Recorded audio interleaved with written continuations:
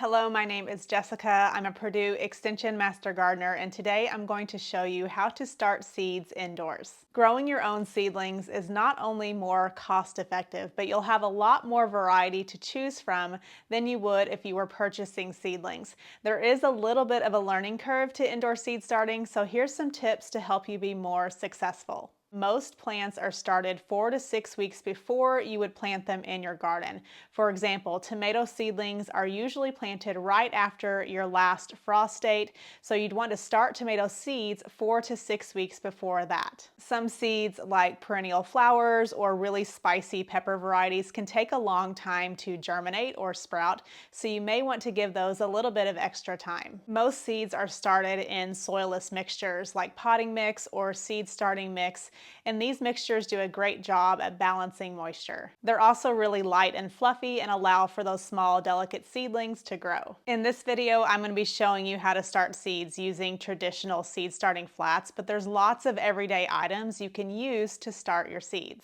For example, shallow food containers like this work really well. This is a container that apples came in. It works really well because it has a built-in humidity dome. You can also use things like egg cartons, yogurt containers. You just want to make sure that you're thoroughly cleaning out anything that contained food, and make sure that you poke holes in the bottom of the containers for drainage. Seeds are traditionally started in seed starting flats. There are two pieces to these.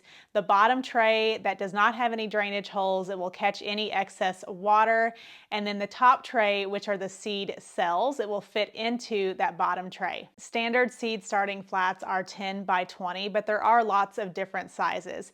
And the cells can actually be different sizes as well. So the smaller the cell, the more seeds you can start in that flat. You just want to avoid starting small seeds in big, deep containers. Small seedlings have small roots, so they won't be able to reach deep into that container and draw up all the moisture out of that potting mix.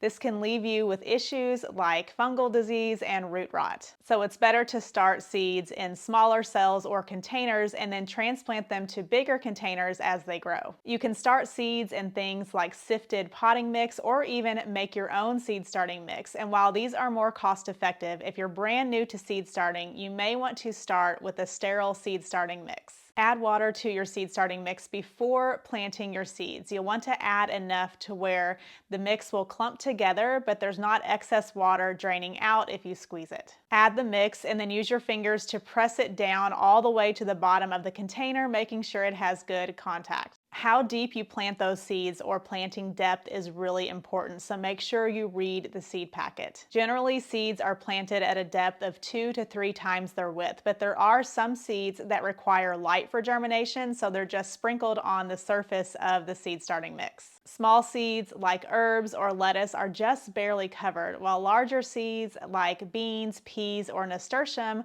are planted anywhere from ½ inch to 1 inch deep. One of the main reasons that seeds fail to germinate is that they dry out during that germination process.